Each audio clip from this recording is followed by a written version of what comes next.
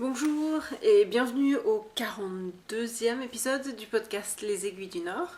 Je m'appelle Moira, je suis Roxane sur Ravelry, Roxane avec 3 R et 2 N, c'est en bon ordre, et I Knit You sur Instagram. Bienvenue, j'espère que vous allez bien. Cet épisode va être un petit peu, j'allais dire décousu, j'espère qu'il n'est pas trop décousu, mais j'ai pas de notes, hein. Vraiment pas de notes. J'avais toute la matinée pour préparer l'épisode et je ne l'ai pas fait. Voilà. Ouais, comme ça. Alors voilà, alors je vais faire ça un petit peu spontanément, j'espère que ça ira quand même. J'ai pas beaucoup de contenu laineux parce que j'ai pas beaucoup tricoté, je vous raconterai ça. Mais j'ai quelque chose à vous raconter parce que je sais que quand je parle de choses sur la Norvège, ça vous plaît. Alors j'ai quelque chose à vous raconter. Voilà, alors j'ai décidé de faire ça. Petit poussin est sagement à côté de moi. Est-ce que je vais vous montrer? Je vais déplacer la caméra un petit peu. Puis je vais vous montrer petit poussin. Voilà, qui est assis tout sagement à côté de moi. Oh. Petit poussin, il a l'air tout sage et tout, mais ce matin, il m'a bouffé mon pull. Hein. Est-ce que je peux vous montrer? Non, c'est de l'autre côté. Il m'a bouffé mon pull. J'étais assise sur le canapé ce matin et puis j'avais un message semi-urgent à écrire à ma tante. Alors j'étais assise en train d'écrire et puis il est venu à côté de moi, il a miaulé. Puis je lui ai dit oui, je sais que tu as faim, j'arrive tout de suite. Et puis au lieu d'attendre gentiment, non, il a commencé à mâchouiller mon pull. Hein. Là il y a des cheveux par contre. Et puis là, où est-ce que c'est? Oh, je sais plus. Voilà, ici. Je sais pas si vous voyez. Voilà, là. C'est pas fait avec ses griffes, c'est fait avec ses dents. T'es un petit coquin, toi. Voilà. Alors là, j'ai compris que oui, il fallait que je laisse l'ordinateur et que j'aille le nourrir. Monsieur Petit Poussin. Voilà, j'espère que vous allez bien et que le printemps est arrivé chez vous. Il est vraiment arrivé ici à Trondheim, il fait beau, relativement beau, et un tout petit peu plus chaud. Il y avait du givre ce matin quand même. Puis vendredi, j'ai dû enlever la glace de la voiture, des vitres de la voiture. Mais ensuite, un peu plus tard, il faisait une dizaine de degrés. Alors on est dans cette période de l'année où il fait très froid le matin et à l'ombre, mais au soleil, il fait bon jour. Il n'y a qu'à trouver du soleil. Sinon, voilà. Alors j'étais très très occupée cette semaine et je vais vous expliquer brièvement pourquoi, parce que je pense que je vais en parler assez régulièrement de toute façon à partir de maintenant, donc autant vous expliquer pourquoi. Il y a deux choses qui se passent en ce moment. La première, c'est que je fais partie du conseil des parents de l'école de ma fille. Je sais pas pourquoi, j'avais pas franchement envie, des fois je peux pas m'empêcher. J'avais pas franchement envie, puis je me suis dit bon d'accord. Et résultat, c'est moi on est juste quelques parents qui est responsable d'organiser la fête nationale à l'école. Moi, fête nationale norvégienne à l'école. C'est une grande fête qu'ils font à l'école, en tout cas à l'école de ma fille, à pas mal d'écoles. Et ce n'est pas l'école qui l'organise, c'est le conseil des parents. Qu'est-ce qui se passe? Alors le matin, il y a un énorme défilé au centre-ville, donc là on n'a rien à faire. Ensuite l'après-midi, il y a un petit défilé local, hein, et là de nouveau on a moins à organiser. Mais ensuite il y a la fête à l'école, alors il y a énormément de gâteaux. Les Norvégiens sont très gâteaux, ils font tout à la main. Alors il est hors de question d'amener un gâteau acheté. Alors ça se fait pas du tout. Tout le monde fait des gâteaux à la main et tout le monde aime ça. Et puis donc on va faire ça. Et on a divisé au fait la tâche en plusieurs années. Alors par exemple, ce sont les parents de ceux qui sont en 3e primaire qui vont faire tous les gâteaux. 3e année, ce sont les parents de ceux qui sont en 4e année primaire qui vont organiser tous les jeux. Et moi je suis responsable, ma fille est en 1re année primaire, mais moi je suis responsable de m'assurer que les parents des élèves qui sont en 4e primaire organisent les jeux. Donc en fait, je supervise ces parents-là. Il y a un groupe de parents responsables pour les parents Donc en fait, je supervise ceux qui supervisent. Hein. Et c'est assez facile parce que c'est un groupe de parents qui a déjà fait ça avant et puis ils savent très bien ce qu'ils font. Donc en fait, c'est très agréable. Mais ça veut dire que j'ai des réunions et pour organiser la fête nationale qui est le 17 mai. Et parce que j'ai des réunions ordinaires du conseil de parents. Alors voilà, est-ce que j'ai envie de faire tout ça? Pas franchement, mais je rencontre des gens, tout le monde est vraiment très sympa. Et puis ça va. Ouais, ça me bouffe un peu mes soirées, mais ça va, ça va. Comme ça, je l'aurais fait, et puis voilà. Puis après, je peux arrêter, mais je peux dire que je l'ai fait. Ça, c'est la première chose qui maintenant me prend beaucoup de temps, et jusqu'au 17 mai va me prendre pas mal de temps. Après le 17 mai, ça ira mieux. Et puis, je sais pas si je serai représentante de nouveau l'année prochaine. S'il y a quelqu'un d'autre qui veut le faire, je vais laisser ma place. S'il y a personne, bon, à la limite, je continuerai. Mais l'année prochaine, je sais en tout cas que je ne serai pas responsable de l'organisation du 17 mai, puisque ce sont les parents d'élèves en première année qui font ça, qui sont responsables de tout. Donc l'année prochaine sera plus tranquille, et puis j'aurai juste 4 réunions dans l'année, je pense. Et puis ce sera à peu près tout, j'espère. Alors il y a ça, et puis l'autre chose, c'est que je vous ai déjà raconté plusieurs fois que j'ai une cardiopathie congénitale. Et puis il y a une association en Norvège pour les adultes avec des cardiopathies congénitales. C'est une association qui est toute jeune, qui a 6 ans, je pense. Et puis je suis membre et je suis active depuis le début. Et puis les 4 dernières années, on a donc l'organisation nationale. Et puis ensuite il y a 5 régions. Moi je suis dans la région du centre, il y a la région du nord, tout le nord. La région du centre, qui est géographiquement assez importante. Pas au point de vue de la population, mais au point de vue de la géographie. Et ensuite, il y a 3 autres régions. Le sud de la Norvège est divisé en 3 autres régions. Et ces 4 dernières années, j'étais la présidente du conseil régional, donc du centre de la Norvège. C'était très sympa, mais après 4 ans, je pense que j'en avais assez. Alors on a eu notre réunion annuelle au mois de janvier, et puis je ne me suis pas représentée. Alors je suis toujours membre du conseil, mais pas présidente. Et je me suis dit que ça m'allait très bien comme ça j'avais moins à faire, j'avais surtout moins de responsabilités. C'était pas toujours à moi ouais, vous savez comment c'est, de m'assurer que tout est fait, qu'on avance, qu'on a des projets, qu'on a rempli les formulaires pour les demandes de fonds, etc. etc. J'ai fait ça pendant 4 ans, et puis voilà. Et puis, cette semaine, justement ce week-end, j'étais à Oslo tout le week-end, et puis là, j'étais à la réunion annuelle, l'Assemblée Générale, hein, pour l'organisation nationale. Et je me suis retrouvée sur le conseil national, enfin le conseil de... c'est pas un conseil de direction, mais le conseil pour l'organisation nationale. Je peux pas m'empêcher. Alors ça va être pas mal de travail, j'espère que ça va être du travail assez sympa. Moi j'ai quelques idées en tête. Ça va être en tout cas différent du conseil régional. Mais voilà, alors ce sera au moins 5 week-ends à Oslo dans l'année, mais ça c'est juste pour les réunions. Ensuite il y a les cours, il y a ci, il y a ça. Donc ce sera plus de week-ends à Oslo. Ça je m'en réjouis pas forcément énormément. On se plaint aussi souvent que c'est toujours à Oslo, et puis il y en a qui disent oui, mais c'est plus pratique parce que déjà il y en a beaucoup qui habitent à Oslo, et puis ensuite tous ceux qui sont au sud ils peuvent prendre le train ou le bus, etc. Et on est juste les deux, celle qui vient du nord et puis moi du centre, à devoir prendre l'avion. Alors au total ça fait moins de billets d'avion, moins de nuitées dans les hôtels, etc. Oui, mais en même temps c'est toujours à Oslo. Alors je vais essayer de les inviter un peu à Trondheim. Mais voilà, je peux pas m'empêcher. Des fois, vraiment, je peux pas m'empêcher. Ça fait quand même des années que je fais du bénévolat pour les cardiopathes, ceux qui ont des cardiopathies congénitales. Mais avant, j'étais sur le Conseil européen.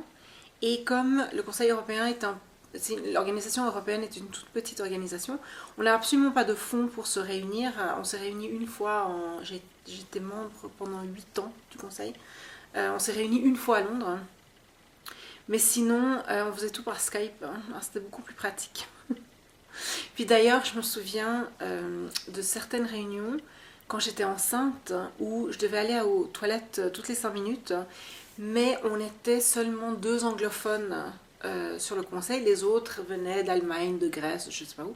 Et sur Skype, on était obligé d'écrire, on pouvait pas se parler parce que les gens avaient des connexions qui étaient trop lentes, etc. Alors on faisait tout par écrit et c'était parfait parce que je pouvais écrire, parce que j'écris très vite en anglais. Alors je pouvais écrire, puis ensuite je pouvais vite aller aux toilettes et revenir. Et puis la conversation n'avait pas vraiment progressé parce que les non-anglophones prenaient leur temps pour répondre. Alors ça a marché, j'avais pas trop de déplacements, je pouvais tout faire à la maison. Mais sinon, oui, alors je suis assez active depuis longtemps, et puis, mais là ce sera la première fois que je vais travailler au niveau national. Sinon c'était au niveau urbain et au niveau local. Alors voilà, j'essaie quelque chose de nouveau. Ouais, je peux pas vraiment m'empêcher. Voilà. C'est plus fort que moi. Alors voilà pourquoi j'étais très occupée cette semaine, enfin la semaine dernière. J'avais une réunion pour l'organisation du 17 mai, donc de la fête nationale. Et ensuite, je suis partie vendredi, juste après les cours à midi. Et je suis revenue hier soir. Et puis mardi, c'est ma soirée gym. Et ça prend toute la soirée parce que j'ai 2 cours l'un après l'autre. C'est débile, mais ils sont les 2 le mardi. Donc je peux vous dire que mercredi ça va, jeudi je suis cuite. Jeudi, j'arrive à peine à marcher. Je fais un petit peu pitié le jeudi, mais c'est bête, mais c'est comme ça. Jusqu'à, je pense que ça va durer encore 3 semaines. Hein. Et puis après, les cours ne seront pas le même soir, ça ira mieux. Mais pour les 3 prochaines semaines, il va falloir juste que je souffre beaucoup le mercredi et le jeudi. Mais voilà, alors lundi, je peux tricoter, mardi, soirée gym, mercredi, je peux tricoter. Et puis là, mardi, il y avait un truc en plus. Non, mercredi, il y avait un truc, je sais plus. Et puis, jeudi, réunion, mercredi, j'étais dans l'avion en tout cas. Donc, j'ai pas eu le temps de tricoter, ni de rien faire. Alors voilà. Sinon, je vais vous parler des CAL, des tricomans. Je pense que c'est le mot français qui commence à circuler. Je sais pas si j'aime ça, tricoman, c'est un petit peu bizarre. Ça fait plus maladie qu'autre chose. Tricoman ou le CAL Knit Along, on en a 2.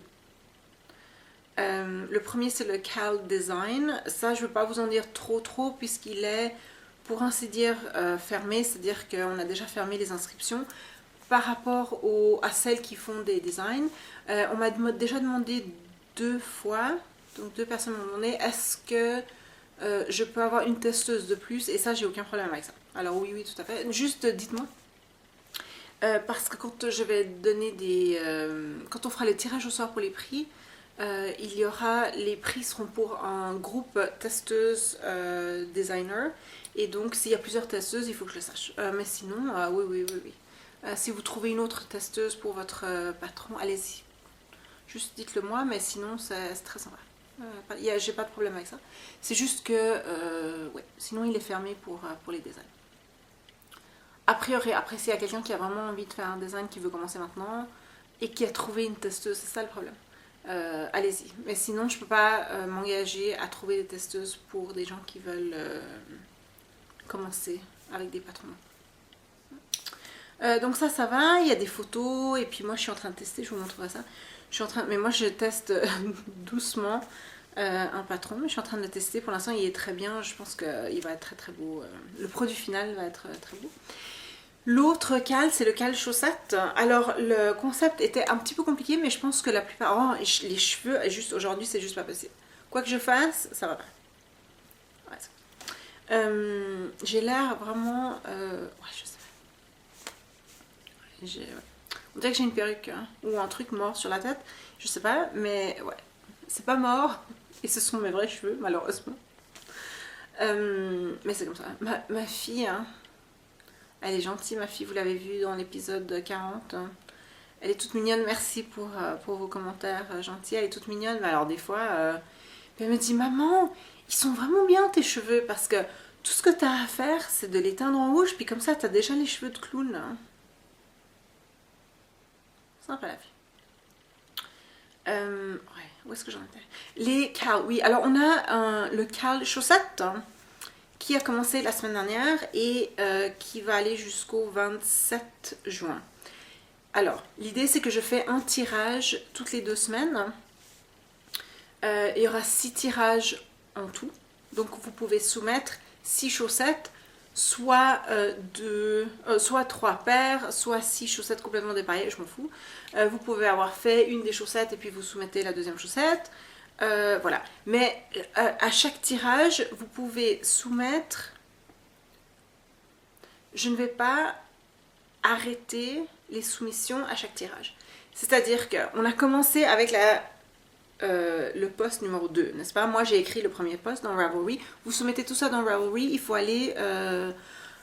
venez vous joindre à nous si vous n'êtes pas... Déjà si vous n'êtes pas sur Ravelry, sérieux, allez sur Ravelry. Et si vous êtes sur Ravelry, il faut absolument que vous joigniez le groupe. Hein. Ça s'appelle les Aiguilles du Nord tout simplement. Et puis là, alors il y a un fil pour le cal chaussette. Et puis il y a un fil où on discute et il y a un fil où on soumet des photos. Je dois dire, cette semaine, vous avez été super bonne. Personne n'a discuté dans le cal, dans le fil pour juste pour les produits finis. Merci. Voilà. Pour le premier tirage, vous pouvez soumettre maximum une chaussette. Et ensuite, je ne vais pas fermer le fil, je vais le laisser ouvert.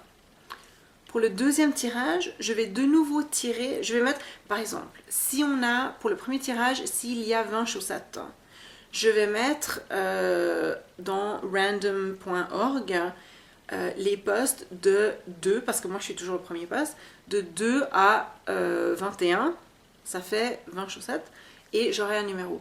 Mais ensuite, je ne vais pas fermer. Donc, vous allez continuer à soumettre.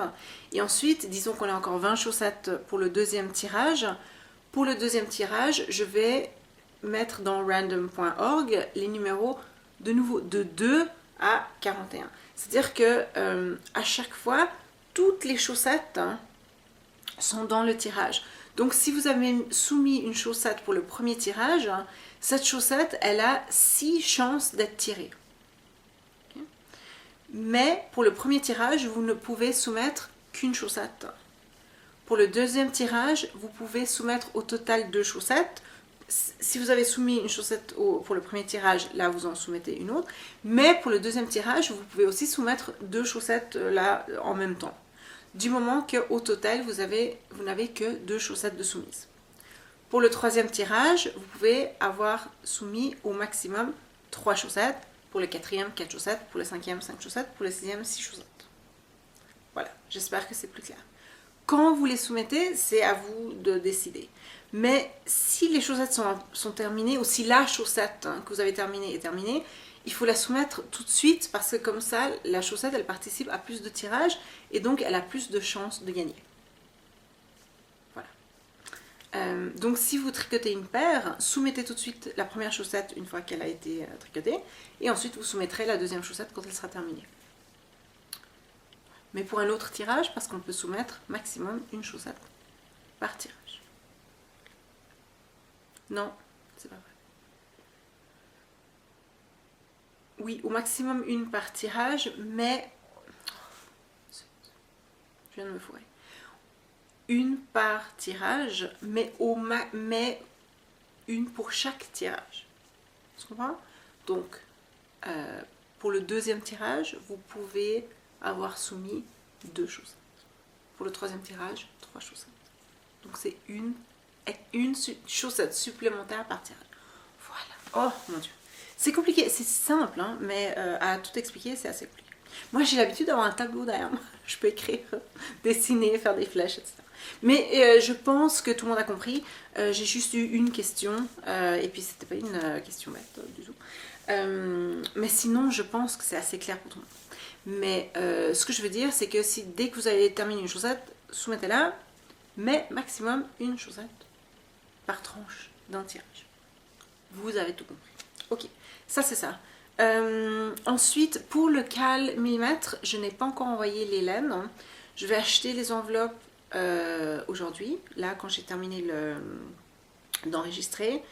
Et ensuite, je ferai les paquets ce soir et ensuite je vais à la poste demain. C'est ce que j'ai prévu de faire. Après, ce qui se passe, qui sait. Pour les patrons, les 2 patrons, il y en a un que j'ai envoyé, il y en a un autre. que j'ai essayé d'offrir, sauf que la personne, je ne vais pas donner de nom, la personne qui m'a dit qu'elle voulait vraiment ce patron, elle l'avait déjà acheté. Mais elle s'en souvenait pas. C'est pas grave, ça m'est déjà arrivé aussi. Donc voilà. Mais on est en contact et c'est bon. Et sinon, tout le monde m'a envoyé leurs adresses, etc. Donc tout s'est bien passé pour ça. C'est juste à moi de m'organiser. Alors voilà, ça c'était pour le cal. Maintenant, je vais, disons, interrompre la partie laineuse parce que j'aime bien garder la partie laineuse pour la fin. Au lieu... Oui, je sais pas, j'aime faire ça comme ça. Mais je voulais parler de ce qui se passe en Norvège ce printemps. C'est assez spécial. Tous les printemps d'ailleurs. Parce que ça c'est assez spécial et à ce que je sache c'est seulement en Norvège. Est-ce qu'il y a aussi dans les autres pays scandinaves? Ça je sais pas. Mais en tout cas j'en avais jamais entendu parler avant de venir ici. C'est assez particulier et c'est quelque chose qui... c'est une fête. Une fête, non. C'est une période de l'année, on va l'appeler comme ça, qui concerne les élèves de dernière année. Et jusqu'à maintenant, je n'avais jamais eu d'élèves de dernière année. Au lycée, enfin ce que vous appelez le lycée, à Genève on appelle ça le collège, mais je sais que si je parle du collège, personne ne va comprendre ce que je dis. Donc on va garder le terme lycée, mais notre lycée ici en Norvège, il n'y a que 3 ans parce qu'on a 7 ans d'école primaire, je ne sais pas pourquoi. 7 ans d'école primaire, ensuite 3 ans de ce que vous les Français appelez le collège, nous à Genève on appelle ça le cycle d'orientation. Donc 3 ans, donc ça fait 10 ans, et ensuite 3 ans de lycée, ça fait donc 13 ans au total. Voilà, et souvent j'enseigne j'enseigne aux élèves de première et deuxième année, pas de troisième année. Heureusement je vais dire parce que les élèves de troisième année ils sont hyper stressés tout le temps, ils essayent de tout faire. Il y a les inscriptions aux universités, enfin les demandes aux universités.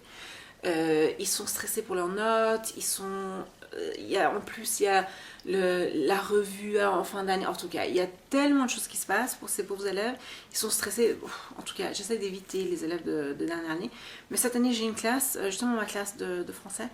Et elles sont super, les filles sont super, ça se passe très très bien, mais elles sont vraiment hyper stressées. Alors voilà, jusqu'à maintenant j'avais évité tout cet événement de fin d'année. Mais là, j'y suis confrontée, alors je me suis dit que j'allais vous raconter ce que c'est. Ça s'appelle Russ, et ça s'écrit R-U-S-S. Je ne sais pas pourquoi ça s'appelle Russ, mais ça s'appelle Russ. Et c'est la fête, c'est pas une fête, c'est l'événement pour célébrer la fin des études. Pour les lycéens, alors ça se fait soit à la fin de la 3e année si ce sont des lycéens qui sont donc pré-universitaires, mais dans les écoles en Norvège on a et les lycéens, je vais dire ordinaires, j'aime pas ce mot, ceux qui sont pré-universitaires et les apprentis dans les mêmes écoles, donc et pour les apprentis, c'est un petit peu différent. Le programme d'apprentissage en Norvège est sur 4 ans. Les 2 premières années, les élèves vont à l'école. Ils ont des heures de norvégien, d'anglais, de maths, de biologie, de je sais pas quoi. Et ils ont aussi des heures dans leur profession choisie, donc menuisier, plombier, coiffeur, etc. Pendant 2 ans. Et ensuite ils sont en stage pendant 2 ans. Ils ont des stages très courts pendant les 2 premières années. Mais ensuite, ils sont en stage pendant 2 ans. Et à la fin des 4 ans, donc 2 ans à l'école, 2 ans en stage, ils reçoivent leur brevet de, je sais pas. Et pour eux, cette russe, ça se fait à la fin des 2 années qui se passent à l'école. Russe, c'est un événement qui dure 3 ou 4 semaines. Et qui se passe, écoutez bien, juste avant les examens. Oui. En Norvège, on n'a pas de gros examens comme le bac. Ce qui se passe, c'est que les élèves ont tous des examens dans tous leurs sujets qu'on donne à l'école. Souvent, on utilise des anciens examens nationaux. Voilà, alors ils ont ça dans les écoles, mais par exemple pour mes élèves, c'est moi qui choisis quel ancien examen je vais utiliser et c'est moi qui corrige l'examen et ils comptent comme une grosse note, disons une grosse épreuve. Mais le reste du travail qu'ils ont fait pendant l'année compte, etc., etc. Donc c'est pas vraiment... s'ils ont un mauvais jour, c'est pas une énorme catastrophe. Et ensuite, au niveau national, il y a des tirages au sort et chaque élève, à peu près, en principe, est tiré au sort pour un examen écrit, un examen oral, chaque année. Donc en première année de lycée, en deuxième année de lycée et en troisième année de lycée. Un examen écrit, un examen oral, ils ne savent pas lequel. Ouais. Donc ça pourrait être n'importe quel des sujets qu'ils ont. Et ça, alors ça, ce sont les examens nationaux. Et là, j'ai rien à voir avec. Je peux pas les préparer. Enfin, oui, je les ai préparés pendant toute l'année, mais j'ai rien à voir avec la correction, avec le choix des exercices, avec rien du tout. Voilà. Et c'est pendant la période où ils ont les examens à l'école qu'ils ont ce russe et juste avant les examens nationaux. Moi, je comprends pas. Mais c'est comme ça. Alors, pendant cet événement, pendant le russe, qu'est-ce qu'ils font? Alors, il y a plein de traditions et franchement, moi, j'ai jamais participé. Et puis, comme je vous dis, j'essaie d'éviter les élèves de dernière année. Donc, je ne connais même pas toutes les traditions, mais j'en connais quelques-unes. C'est vraiment, pour chaque élève, hein, c'est un énorme truc. Alors, imaginez pour les Américains, prom... mais prom, c'est un soir. Ici, c'est un mois. Je ne sais pas si vous imaginez la folie, quoi. Il y a énormément d'alcool qui est consommé. Ça qui est assez incroyable, c'est que c'est juste avant leurs examens finaux. Et la quantité d'alcool consommé est absolument incroyable. Alors, ouais. Moi, je comprends pas du tout. Mon mari, il a fait ça. Ça n'a pas vraiment changé depuis, en tout cas depuis que lui, il allait au lycée. Puis je lui ai dit, en tant que prof, ça me dégoûte, quoi. Puis il a dit, ouais, non, c'est nul, mais c'était génial. Puis j'ai dit, mais t'as vraiment beaucoup bu juste avant les examens? Ah ouais, tout le temps. Je comprends pas. Mais à part ça, je vais essayer de pas être trop négative, hein, parce que pour les Norvégiens, pour les jeunes, c'est un truc vraiment énorme, quoi. Alors voilà. Alors la première chose, c'est que je sais même pas où commencer. Oui, il y a un uniforme. Voilà, on va commencer avec l'uniforme. Il y a un uniforme. Alors, ils portent tous, pratiquement tous les jours, pendant un mois, des salopettes. Et j'ai une photo. Je vais vous montrer ça. J'ai une photo. Alors, je vais vous montrer plusieurs. Alors, les salopettes. Ouais, voilà, celle-là.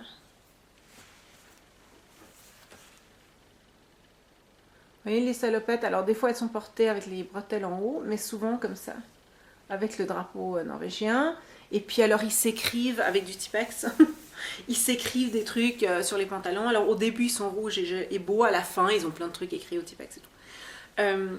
Pour les lycéens ordinaires, c'est-à-dire les pré-universitaires, c'est le rouge, la salopette est en rouge. Il y a un code.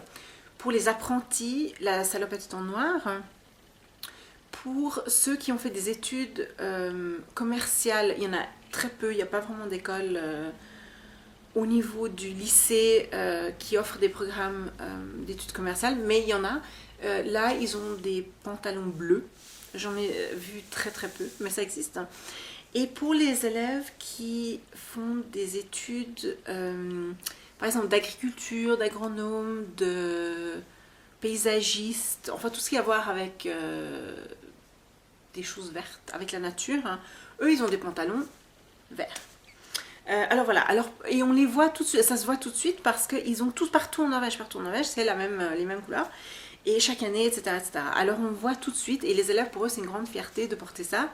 Ouais, ils ont un sentiment d'appartenance, etc. Tout le monde sait que ils ont bientôt terminé le lycée, que c'est une période incroyable dans leur vie, etc., etc. Alors ils portent ces pantalons pratiquement tous les jours.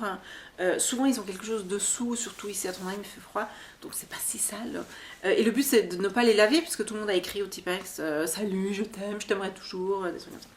Alors voilà, ensuite une autre tradition c'est que souvent ils font des levées de fonds, alors ils travaillent puis ensuite ils se payent un bus. Alors là ce sera souvent un bus par école, c'est peut-être un minibus ou bien un gros bus si quelqu'un a un papa qui a un permis de conduire pour les gros bus et tout.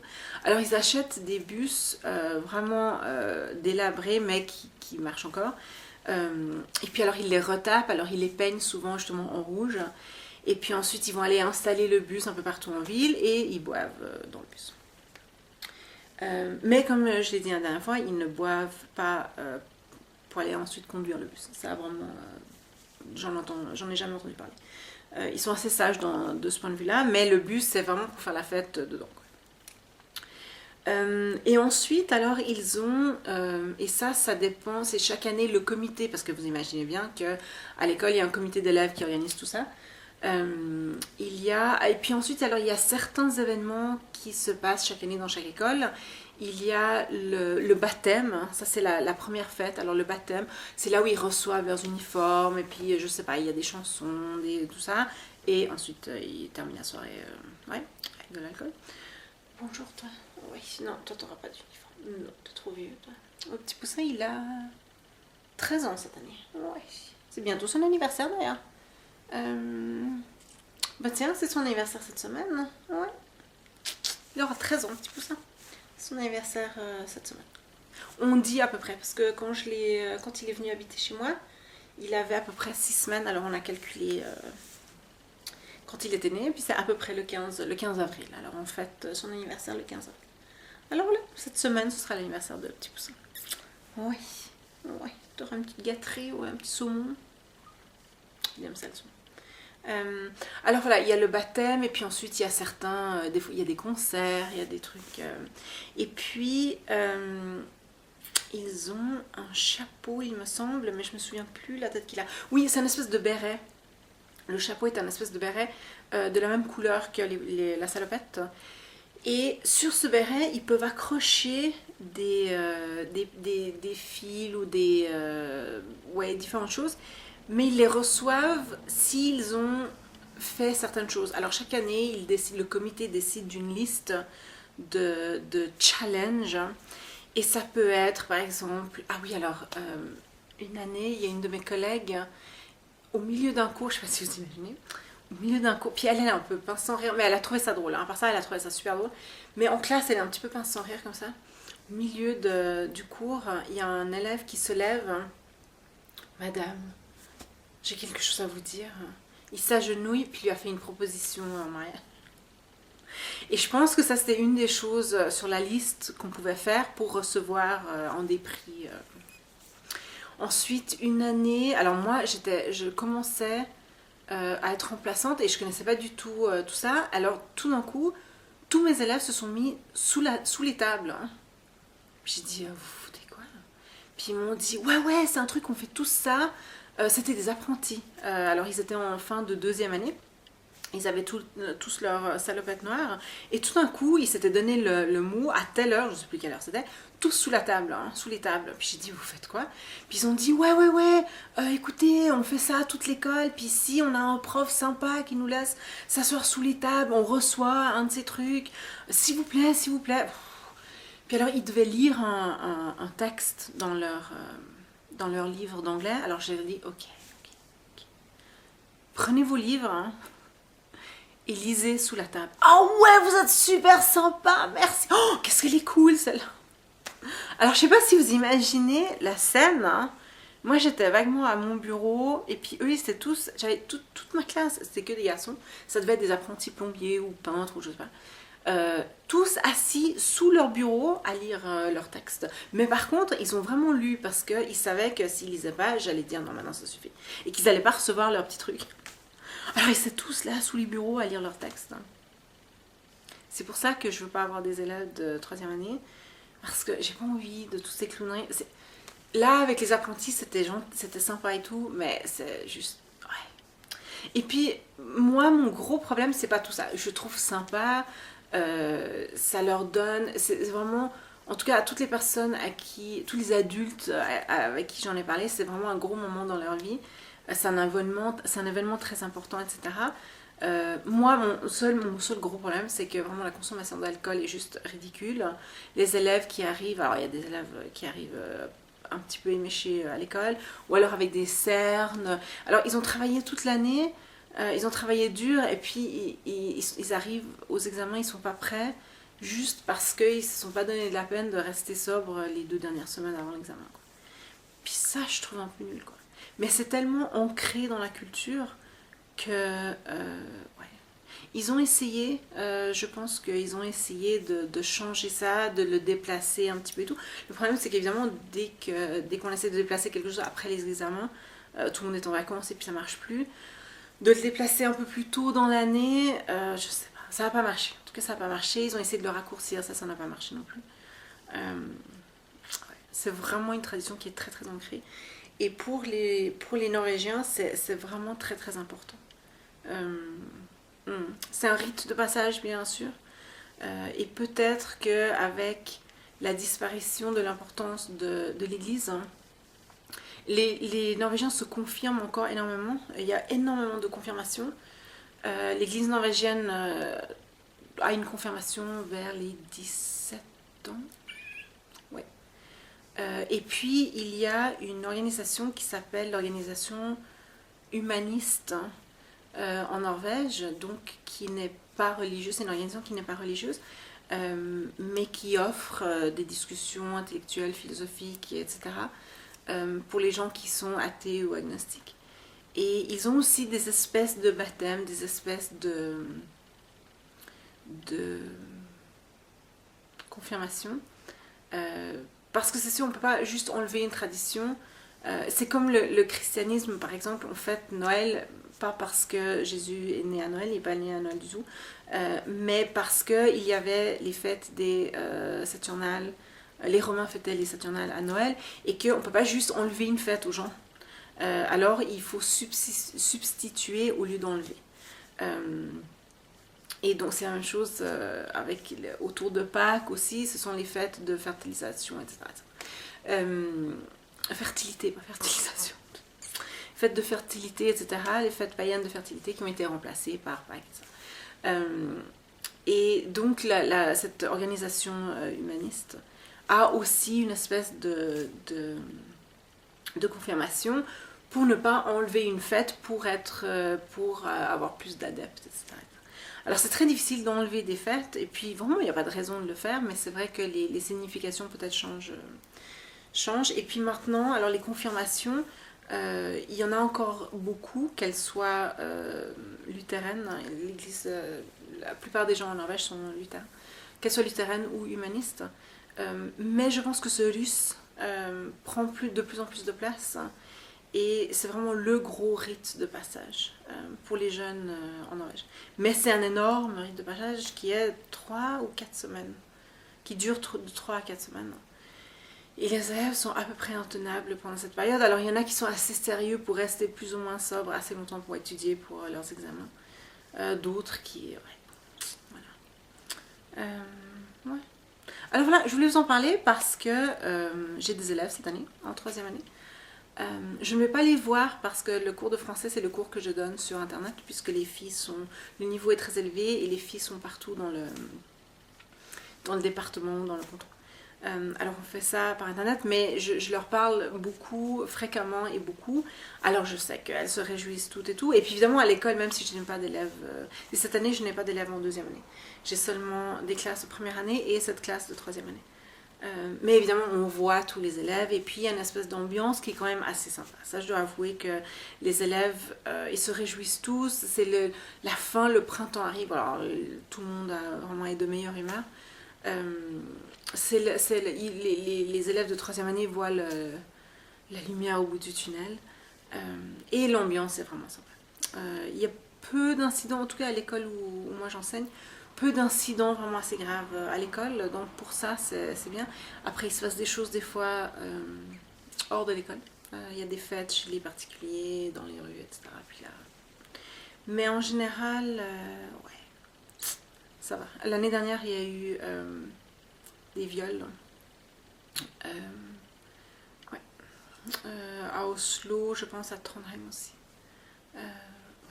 Et beaucoup d'alcool lié à l'ambiance qu'il y a. Ouais. Alors voilà, alors j'espère que cette année ça ira mieux, j'espère que l'ambiance restera bon enfant. Alors voilà, c'est pas ma célébration préférée, mais en même temps, moi j'ai jamais vécu ça, donc peut-être que si j'avais vécu ça. Et moi à Genève, on a vraiment très très peu de ces rites de passage. Dans ma famille, on n'en a pas. À Genève, on en a très peu. Genève est quand même très calviniste. Et puis j'ai vécu trop peu aux États-Unis pour être vraiment un gouffre. D'ailleurs, j'ai fait ma dernière année de lycée aux États-Unis, mais j'étais dans une école de filles, hein. Donc le prom, le fameux prom, ça nous est passé. Je pense que notre école a un prom, mais il y a très peu de filles qui vont parce qu'il y en a très peu qui ont des quelqu'un avec qui y aller. Et puis ouais, dans une école de filles, c'est pas intéressant.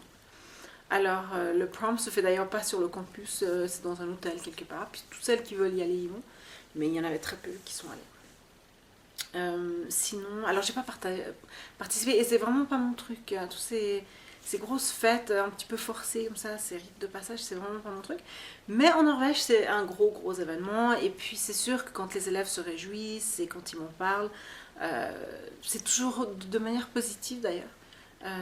Alors bon, il faut que je leur accorde ça quand même.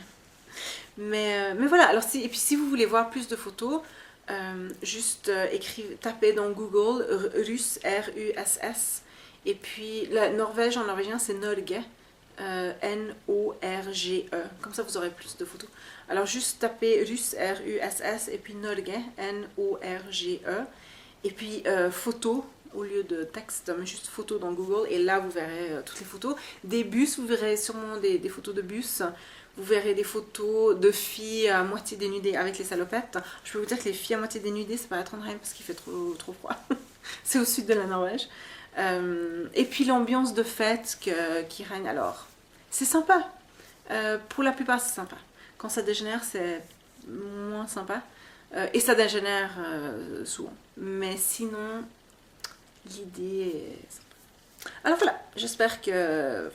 Et puis c'est assez unique, je pense que c'est unique à la Norvège. Je pense pas que les Suédois ou les Danois ont ça. Alors voilà, comme ça je vous ai raconté ça. Maintenant je vais passer, et il était temps, au contenu, les nœuds. Comme je vous ai dit avant, j'ai pas eu le temps, pratiquement pas eu le temps de tricoter cette semaine. Alors voilà. J'ai tricoté, je tricote les chaussettes d'Ambroisine. Patron qui s'appelle les chaussettes d'Ambroisine, dans le cadre du Cal Design. Et puis la dernière fois, j'avais fait l'orteil et puis un tout petit peu, je pense. J'étais arrivée à peu près là. Et là, j'ai fait le pied. J'ai fait le talon. Le talon qui est assez beau. J'ai essayé... Alors ça, c'est l'avantage de pouvoir commencer... L'avantage de commencer avec les orteils, c'est qu'on peut essayer... on peut tester le pied. Puis ensuite, maintenant, j'ai juste le haut. La raison pour laquelle j'ai pas beaucoup avancé, c'est que je suis arrivée ici. Et puis maintenant, vous voyez, je vais m'approcher. Ici, il y a de la dentelle. Comme ça, on voit mieux. La dentelle, voilà. Et maintenant, à partir de maintenant, la dentelle va bifurquer. Donc, j'avais besoin du patron. Et comme j'étais en réunion tout le week-end, je pouvais pas... Il fallait quand même que je fasse un petit peu attention. Alors je ne peux pas regarder un patron en tricotant, donc je me suis arrêtée là. Le talon, dans le patron, c'est écrit que je pouvais utiliser à peu près le talon que je voulais. Et il y avait une suggestion d'utiliser les short rows, mais les German short rows. Alors, j'ai essayé, et soit j'ai pas compris les German short rows, en tout cas les explications que j'ai trouvées, soit je les ai mal fait, mais ça m'a donné des trous. Ça m'a donné des trous tout le long ici. Et moi des trous sur mon talon, non merci. Alors j'ai tout défait et puis j'ai fait des short rows avec le wrap and turn. Et là ça va très bien, c'est assez joli. Surtout il n'y a pas de trous. Voilà. Alors ça c'est avec le wrap and turn. De l'autre côté ça donne la même chose. Et c'est très bien, c'est très joli. Les German short rows, soit ça donne des trous, et puis voilà, soit j'ai pas compris. Ce qui est tout à fait possible parce que je n'ai regardé qu'une explication, et ça me paraissait bizarre juste en la regardant, peut-être qu'elle était fausse, je sais pas. Mais ça me donnait des trous, et moi je voulais pas de trous. Si vous voulez des trous, par exemple, il y a des chaussettes qui sont hyper aérées avec beaucoup de dentelle et tout, il n'y a pas de problème avec ça, mais moi c'est juste que je voulais pas de trous. Donc j'ai tout défait le talon, et j'ai fait des wrap and turns. Non. Et maintenant, alors il faut que je monte, mais la dentelle ici va se séparer. Et puis il faut que je regarde le patron et j'ai pas eu la chance de faire ça. La laine, oh je me souviens plus du tout. Elle est très belle. Oui, ça c'est la laine. C'est la laine de... Je sais pas pourquoi je perds toutes les étiquettes. Normalement j'étais comme super bonne, je gardais toutes les étiquettes et tout. Là, disparaît. Cette laine, elle est 40% bambou, 60% mérino, 40% bambou je pense. Et de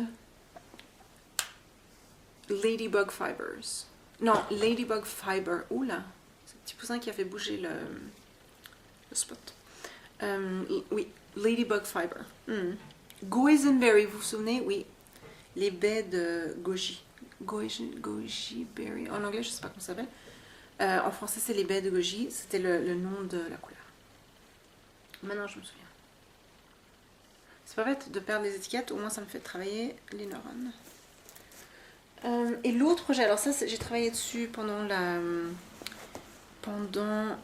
réunion, ce week-end, pendant les heures de réunion, j'ai fait tout ça. C'est l'autre chaussette, vous vous souvenez, je vous avais montré ma chaussette que j'avais fait pour Gina du podcast Brownie Knits. Et j'avais testé la chaussette qui est très très belle. Alors, je vous dis, cette chaussette, elle est belle comme ça, mais quand je la porte, elle est encore plus belle, quoi. Vraiment très très belle. Voilà, avec le talon en point mousse et l'orteil en point mousse.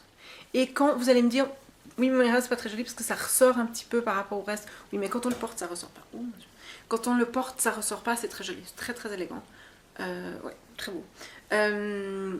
Gina de Brownie Knits, allez voir sur le patron coûte $2. Il a plein d'options différentes et pour moi il vaut la peine de payer les $2.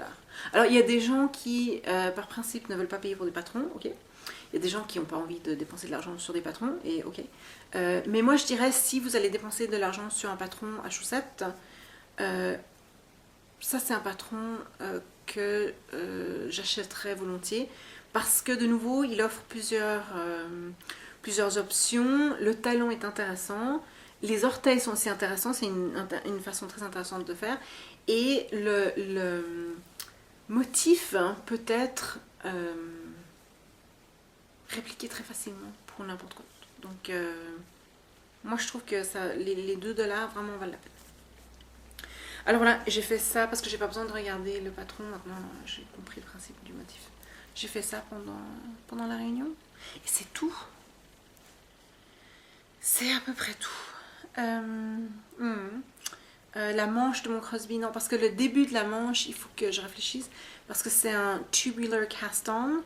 Il faut encore que je regarde. Dès que je vois la vidéo, je sais, ah ouais. Mais il faut encore que je la regarde. Il faut encore que... Non, pas la vidéo, les instructions. Oui, parce qu'elles sont très très claires. Mais il faut encore que je regarde ça. Et puis il faut que j'ai 3 paires de... Pas 3 paires. 3 séries, disons, d'aiguilles, hein, parce qu'il y a une taille pour la laine provisoire, une taille pour le début de la manche et une taille pour le reste de la manche. Et j'ai tout ça, mais il faut que je sois assise, posée tranquillement dans mon salon, et j'ai pas eu la chance de faire ça. Et il y avait un autre truc, ah oui, le Ravello, les manches du Ravello, j'ai pas la taille, parce que on a tout sauf ce dont on a besoin. Je n'ai pas la bonne taille d'aiguille à double pointe pour les manches. C'est du 3,5 je pense. J'ai tout sauf. Alors, j'ai tout sauf. Alors demain, je vais passer, demain quand je vais à mon cours de pilates, il y a un magasin de laine juste à côté. Magasin de laine mof, mais on croise les doigts, j'espère qu'ils auront les aiguilles. Ah, ce sera sûrement des aiguilles en métal, lourd et tout. On va voir. Si c'est horrible, je commanderai des aiguilles. Je commanderai des aiguilles sur internet. C'est un peu bête quand même que je puisse pas acheter des aiguilles. Alors, je vais vous dire, ce week-end, j'étais donc en réunion. J'avais vendredi, je suis arrivée et puis on s'est réunis dans un hôtel près de l'aéroport. Et dès que je suis arrivée, ça a commencé. Donc vendredi après-midi, ensuite toute la journée samedi, puis dimanche, je suis partie 3 minutes après la fin pour vite attraper mon avion. tout ça pour dire, oui, dans la salle, on était, je dirais, une trentaine. Et on était sur une trentaine de participants. On était au moins 4 à tricoter. Et on n'est pas 4 tricoteuses, hein. On était 4 à tricoter pendant les réunions et les cours et tout. Mais il y en a plusieurs qui ont dit oh j'aurais dû apporter mon tricot, ou bien oui j'adore tricoter mais j'aurais pas pu le faire pendant la réunion parce que je suis une de ces personnes qui doit se concentrer et tout. Mais les Norvégiens vraiment les tricotent beaucoup et ça c'est ça qui rend le choix dans les magasins encore plus incroyable. Est-ce que tu vas manger mon pull encore toi? T'es un coquin. Tu fais attention à mon pull hein? Tu manges pas? Non parce que tu sais que c'est pas très bon et que je me fâche. Ouais c'est surtout ça, je me fâche. Oui, là, il est en train de... Il veut que je le caresse. Il veut que je le caresse. Alors... Oh, maman, pourquoi tu me caresses pas? Voilà. Il y a énormément de gens qui tricotent, mais dans les magasins, il n'y a rien d'intéressant. C'est un peu triste. Ah, j'ai eu une question. À propos de laine, j'ai eu une question. Où est-ce qu'elle est? Ici. De Christine, qui est Suzatine sur Ravelry. Moira, peux-tu me dire quelle fibre tu préfères tricoter au printemps et en été? La laine. Le bambou, c'est sympa, mais ça se sépare beaucoup. La soie, j'aime, mais en modération. La soie est un petit peu étrange au toucher, et puis en été en plus, non, pas trop. Un peu, mais pas trop. Le coton, ça fait mal aux mains. Oh, puis tu m'as bavé dessus. C'est tout mouillé. Oui, je t'aime. Mais tu baves. Dites. Le coton, ça fait hyper mal aux mains. Qu'est-ce qu'il y a d'autre? Oui, il y en a d'autres. J'ai une pelote quelque part de fibres de maïs hein, que j'avais acheté à Vilnius en Lituanie. Oui, mais j'en ai pas beaucoup, donc je peux pas vraiment dire que c'est ma fibre de l'été. Ouais, la laine, quoi. La laine. Mais alors, la petite laine, c'est-à-dire fingering, puis des petits projets, etc. Pas de la grosse laine, pas du worsted en été, ça c'est vraiment trop, quoi. Puis surtout en été, je bouge beaucoup, je voyage et tout, alors oui, des petits projets légers. Peut-être, je tricote peut-être plus de dentelle en été, parce que la dentelle, juste visuellement, c'est plus rafraîchissant. J'avais fait mon Il faut Today, n'est-ce pas, le vert en été, et puis je pense en faire un autre, je sais pas, tout d'un coup ça me tente un peu peut-être d'en faire un autre. J'ai pas la laine pour. J'avais acheté la laine que j'avais pensé utiliser pour le bas du Ravello pour faire un Il faut Today, mais elle est un petit peu foncée, j'ai toujours pas décidé ce que je vais faire avec ce bas du Ravello, c'est un gros problème. Faut que je réfléchisse un petit peu. J'ai une amie, je vous ai dit plusieurs fois qu'il y a un magasin qui est à peu près à 1 heure d'ici. Et là, elle a des laines sympas et tout. Et j'ai une amie qui a besoin d'acheter de la laine. Alors peut-être qu'on va aller faire un tour maintenant qu'il fait beau, qu'il n'y a plus de neige, de glace, de slush sur les routes. Peut-être qu'un lundi, on ira aller faire un tour par là-bas. Et puis là, je vais peut-être aller voir ce que je peux trouver pour faire un autre Il faut Today peut-être. Mais sinon, ouais, des fibres particulières à l'été, non. Juste de la laine, mais plus mince. Des couleurs aussi, pour moi c'est plus les couleurs. Il faut que ce soit des couleurs rafraîchissantes, vives, rafraîchissantes. Ouais, des couleurs d'été. Ça j'aime bien. Après, les fibres, non. Juste la laine, ça me va. Mais les couleurs, pour moi c'est plus les couleurs que le toucher. Alors voilà, c'est ce que j'avais pour aujourd'hui. J'espère que ça vous a plu. Je demande pas trop parce que je ne sais pas si je veux savoir la réponse. Mais j'espère que ça vous a plu. Et puis la partie sur le russe, sur les élèves russes, je sais que ça vous intéresse quand je vous parle de ça. Et maintenant ça se sent bien. Ils ont le baptême cette semaine ou la semaine prochaine. Alors voilà, je vous en reparlerai peut-être si j'ai plus de détails. Mais en gros c'était ça. Et puis, alors voilà, je vais avoir une semaine un tout petit peu plus calme cette semaine. On va peut-être au théâtre avec ma fille vendredi. On y va en tout cas samedi. On adore aller au théâtre, alors on y va quand on peut. Mais là, je viens de voir qu'il y a quelque chose le mercredi soir. Alors j'irai peut-être, mais je pourrais tricoter parce que je pense que c'est une pièce pour les enfants. Alors je pourrais tricoter pendant la pièce. Mais sinon, je vous souhaite une très très bonne semaine et puis on se reparle lundi prochain. Au revoir.